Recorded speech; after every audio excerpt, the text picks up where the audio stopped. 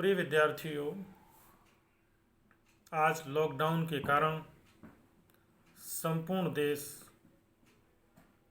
पूरी तरह से ऐसा लगता है रुक गया है। निश्चित रूप से वर्तमान परिस्थितियों में जो कि आप विद्यार्थी हैं, आपका शिक्षण प्रभावी हो रहा है।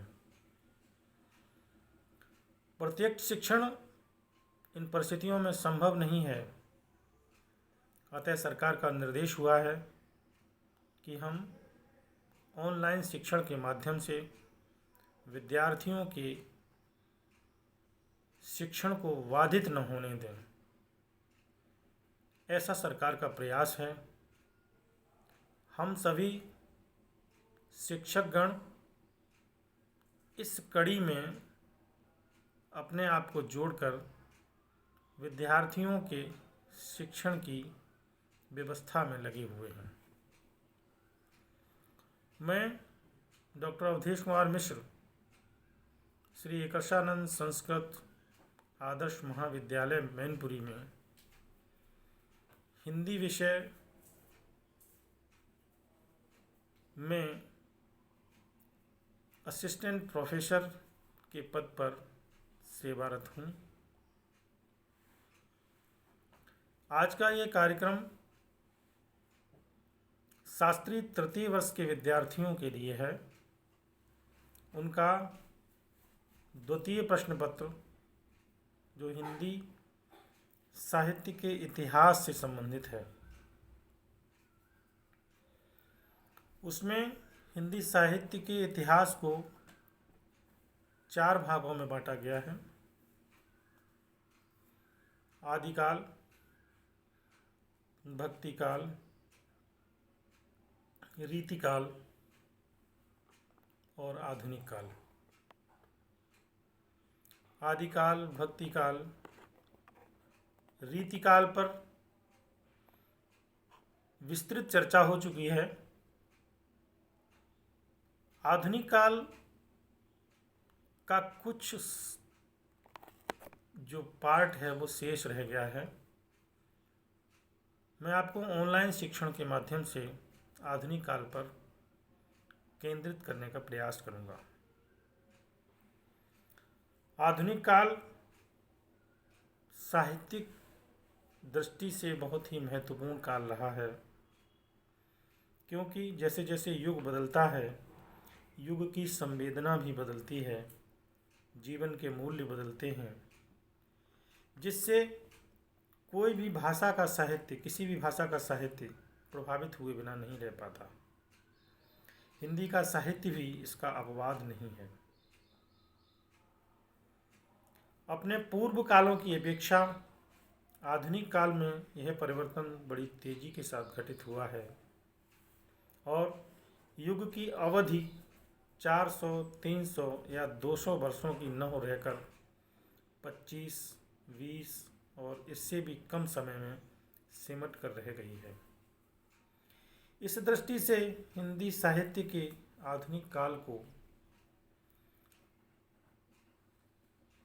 6 भागों में विभक्त किया जा सकता है।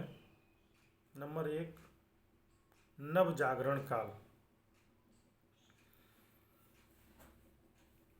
जिसकी समय अवधि 1850 ईस्वी से लेकर 1900 ईस्वी के बीच में मानी जाती है।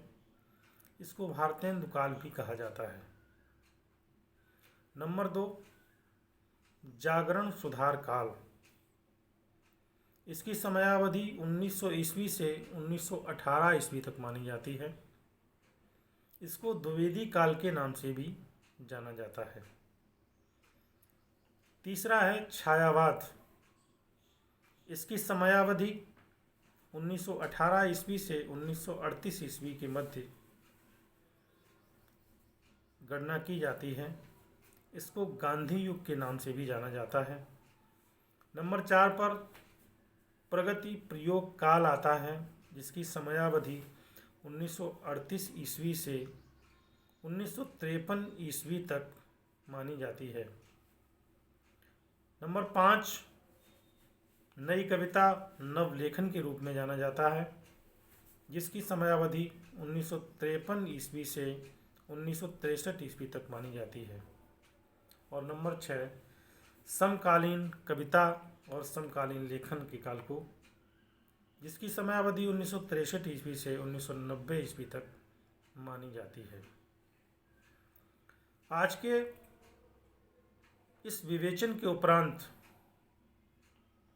मैं आपको नव जागरण काल अर्थात भारतेंदु काल से जोड़ने का प्रयास करूंगा कि नव जागरण काल में क्या परिस्थितियां रहीं, इसको नव जागरण काल क्यों कहा जाता है, भारतेंदु काल क्यों कहा जाता है। हिंदी साहित्य के अधिकांश इतिहासकारों ने इस युग को भारतेंदु काल कहा है। यह सही है कि भारतेंदु हरिश्चंद्र का व्यक्तित्व इस काल का केंद्रीय व्यक्तित्व है। वे बहुमुखी प्रतिभा के धनी व्यक्तित्व थे। उनमें नेतृत्व की अद्भुत क्षमता थी। उनका कृतित्व आंदोलनकारी था। उन्होंने अपने कुछ साथियों को लेकर एक भारतेंदु मंडल का निर्माण किया था, जिसके माध्यम से उन्होंने न केवल साहित्य की विविध विधाओं को समृद्ध किया, बल्कि अनेक विधाओं का प्रवर्तन भी किया।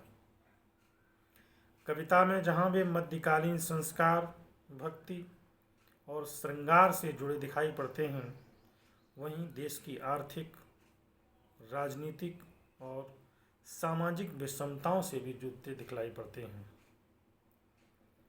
किंतु गद्य में वे युग संवेदना से पूरी तरह से जुड़कर मध्यकालीन एक रस्ता और सामाजिक जड़ता को तोड़ने में अग्रणी भूमिका का निर्वहन भी करते हैं। इस दृष्टि से भारतेंदु युग को भारतेंदु काल भी कहा जाता रहा है। किंतु नवजागरण काल इस काल की व्यापक प्रवृत्ति है। इस जागरण के मूल में भारतीय एवं यूरोपीय संस्कृति की टकराहट है। इस जागृति को लाने में राजा राम मोहन राय, केशव चंद्र सेन, स्वामी दयानंद सरस्वती, ईश्वर चंद्र विद्यासागर, स्वामी विवेकानंद, रामकृष्ण परमहंस, रविन्द्रनाथ टैगोर आदि अनेक मनीषी विद्वानों का महत्वपूर्ण योगदान रहा है। इन नामों के अतिरिक्त इस काल को परिवर्तन काल और पुनर्जागरण काल भी कहा गया है। परिवर्तन काल नाम तो किसी भी नए काल को दिया जा सकता है। इस नाम से प्रस्तुत काल खंड की किसी विशिष्ट पहचान या विशेषता का पता नहीं चलता। पुनर्जागरण और नवजागरण काल का प्रयोग लगभग एक ही शब्द, जिसको अंग्रेजी में रिनेसा, RENAISSANC, रिनेसा, जिसका मतलब होता है पुनर्जागरण या नवजागरण। रिनेसा के अर्थ में इसका प्रयोग किया गया है।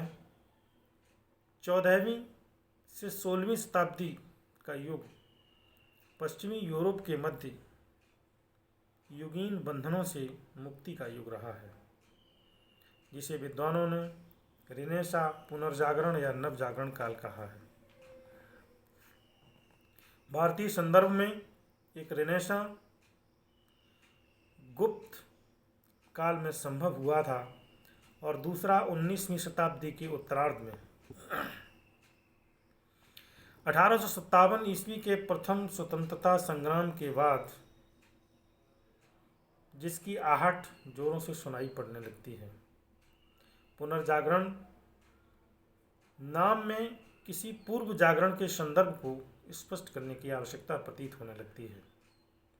अतः यहाँ रेनेसा को नव जागरण काल ही कहा गया है। आधुनिक काल में खड़ी बोली गद्य का प्रवर्तन ही नहीं हुआ, बल्कि उसका निबंध, नाटक, एकांकी, कहानी, उपन्यास, संस्मरण, आत्मकथा, रेखा चित्र आदि अनेक विधाओं के माध्यम से व्यापक प्रचार प्रसार भी हुआ। इसी कारण कुछ विद्वान समूचे आधुनिक काल को गद्य काल कहना चाहते हैं, किंतु इससे साहित्य की प्रमुख और लोकप्रिय विधा काव्य की उपेक्षा हो जाती है। अतः आधुनिक काल के प्रथम सोपान को नव जागरण काल कहना ही अधिक समीचीन होगा। अब बात आती है कि नव जागरण काल के जो प्रमुख कवि थे वो कौन कौन से थे। तो इस संबंध में भी चर्चा करना ज़्यादा समीचीन होगा। तो इस युग के कवियों में भारतेंदु हरिश्चंद्र, बद्री नारायण चौधरी प्रेमधन, प्रताप नारायण मिश्र, जगमोहन सिंह, अंबिका दत्त व्यास, राधा कृष्णदास आदि उल्लेखनीय हैं। कुछ अन्य कवियों में भी इस काल में कविता लिखना शुरू कर दिया था, किंतु उनका मुख्य कृतित्व 1900 ईस्वी के बाद ही प्रकाश में आया है। ऐसे कवियों में श्रीधर पाठक, बाल मुकुंद गुप्त, अयोध्या प्रसाद उपाध्याय आदि के नाम लिए जा सकते हैं। प्रमुख कवियों की चर्चा के बाद आज हम प्रयास करेंगे कि कम से कम जो इसके पुरोधा व्यक्तित्व रहे हैं भारतेंदु हरिश्चंद्र जी, उन पर थोड़ा सा विस्तृत विवेचन किया जाए। भारतेंदु हरिश्चंद्र, जिनका जन्म 1850 ईस्वी के आसपास माना जाता है, भारतेंदु हिंदी साहित्य के आधुनिक काल के प्रवर्तक हैं। नव जागरण की व्यापक सामाजिक राजनीतिक अभिव्यक्ति उनके साहित्य में संभव हुई है। उन्हें खड़ी बोली गद्य का पहला रचनाकार माना जाता है। भारतेंदु सहृदय कवि हैं, किंतु नाटक उनके कृतित्व के केंद्र में है। कविता के साथ साथ उन्होंने अन्य अनेक विधाओं, नाटक, आत्मकथा, निबंध, समीक्षा, यात्रा संस्मरण, कहानी आदि की भी रचना की है। उन्होंने संस्कृत, बांग्ला एवं अंग्रेजी से हिंदी में अनुवाद किए, जिन्हें अनुवाद के अधिक रूपांतर कहना अधिक समीचीन होगा। उन्होंने 3 पत्रिकाएं निकालकर पत्रकारिता जगत में भी अपना विशेष स्थान बनाया और 35 वर्ष की अल्प आयु में ढेर सारा लेखन कार्य करके पाठकों को चकित कर दिया। साहित्य की अनेक विधाओं को भारतेंदु जी ने समृद्ध किया और अनेक का प्रवर्तन भी किया।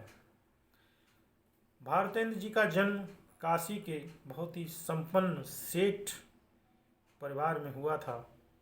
कहा जाता है कि स्वयं काशी नरेश इनके घर आया करते थे।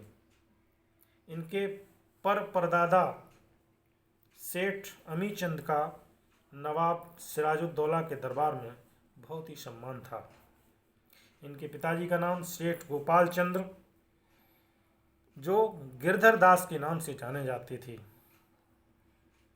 वे भक्त, कवि एवं नाटककार थे। उन्होंने नहुस नाटक लिखा, जिसे अनेक विद्वान हिंदी का पहला नाटक मानते हैं। 10 वर्ष की अवस्था में भारतेंदु जी के सिर से पिता का साया छिन गया। माता पार्वती देवी इन्हें 5 वर्ष का छोड़कर पहले ही परलोक सिधार चुकी थीं। उनकी शिक्षा दीक्षा का सही प्रबंध नहीं हो सका। वे बनारस में क्वींस कॉलेज में भर्ती हुए, किंतु उनका पठन पाठन उनके स्वाध्याय से ही पूरा हुआ। अंग्रेजी पढ़ने के लिए वे राजा शिवप्रसाद सितारे हिंद के यहाँ जाया करते थे और उन्हें गुरु तुल्य सम्मान देते थे। उन्होंने हिंदी, अंग्रेजी, संस्कृत के साथ साथ मराठी, बांग्ला, गुजराती, मारवाड़ी, पंजाबी, उर्दू आदि भारतीय भाषाओं का भी ज्ञान प्राप्त किया। 15 वर्ष की अवस्था में इन्होंने जगन्नाथपुरी की यात्रा की। इस यात्रा का उनके जीवन पर गहरा प्रभाव पड़ा और वे बांग्ला के नए साहित्य आंदोलन से परिचित हुए। वहाँ से लौटकर उन्होंने बुलंदशहर, लाहौर, अमृतसर आदि अनेक स्थानों की यात्राएं की और उनके क्षेत्रीय साहित्य की गतिविधियों से परिचित हुए। उन्होंने बैलगाड़ी से सुदूर गांवों की यात्राएं की। भारतेंद्र बड़े ही जिंदा दिल इंसान थे। वो मित्रपरायण व्यक्ति थे। राजसी वैभव वाले परिवार में पले बढ़े और उसके बाद भी धन के प्रति उनका कभी भी मोह नहीं रहा। वे महादानी महामानव व्यक्तित्व थे। 1880 में उनको साहित्यकार कवियों ने भारतेंद्र की उपाधि से विभूषित किया था। 6 जनवरी 1885 ईस्वी को वो इस नश्वर संसार को छोड़कर चले गए, अर्थात उनका देहावसान हो गया। भारतेंद्र जी बहुमुखी प्रतिभा के धनी थे। कविता लिखना उन्होंने 11 वर्ष की अवस्था में ही शुरू कर दिया था, किंतु 1870 से उनकी काव्य रचना व्यवस्थित ढंग से होने लगी थी। 1868 ईस्वी में उन्होंने कवि वचन सुधा नाम की पत्रिका निकाली, जिसमें साहित्यिक रचनाओं के साथ साथ सामाजिक, आर्थिक, राजनीतिक लेख एवं टिप्पणियां भी होती थीं। इसी पत्रिका में स्वदेशी वस्तुओं के प्रयोग की प्रतिज्ञा पत्र प्रकाशित किया था, जो बड़े साहस का काम था, क्योंकि ब्रिटिश पीरियड में अंग्रेजों के खिलाफ लिखने वाले को जेल में डाल दिया जाता था। ग्रामीण गीतों के संकलन की योजना भी इन्होंने प्रकाशित की। चोर पंचाशिका के बंगला संस्करण का अनुवाद विद्या सुंदर नाम से किया। 1873 ईस्वी में उन्होंने हरिश्चंद्र मैगजीन पत्रिका निकाली, जिसे 8 महीने बाद ही हरिश्चंद्र चंद्रिका का नाम दिया था। इस पत्रिका में उन्होंने हिंदी के नए स्वरूप खड़ी बोली गद्य का प्रयोग किया और अपनी कालचक्र डायरी में ये लिखा कि हिंदी को एक नई चाल मिल गई है। भारतेंद्र जी की समस्त रचनाएं अब भारतेंद्र ग्रंथावली के 3 खंडों में उपलब्ध हैं।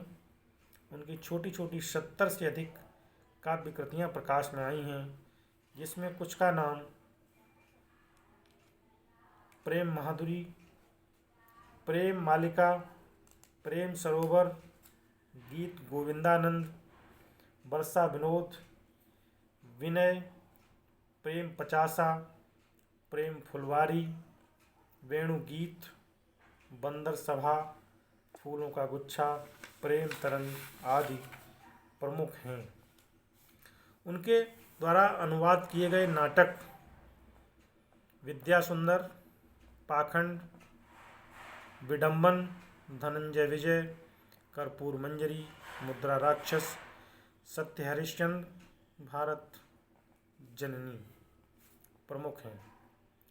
इनके मौलिक नाटक वैदिक हिंसा हिंसा न भवति, चंद्रावली, विषस्य विषम औषधम, भारत दुर्दशा, नील देवी, अंधेर नगरी, प्रेम जोगिनी, सती प्रताप आदि हैं। इन नाटकों में भी अनेक कविताओं का प्रयोग हुआ है। जहाँ तक भाषा का प्रश्न है, भारतेंद्र जी ने राजा लक्ष्मण सिंह वाली प्रणाली ही अपनाई है। कविताएं ब्रजभाषा में और गद्य खड़ी बोली में लिखा है।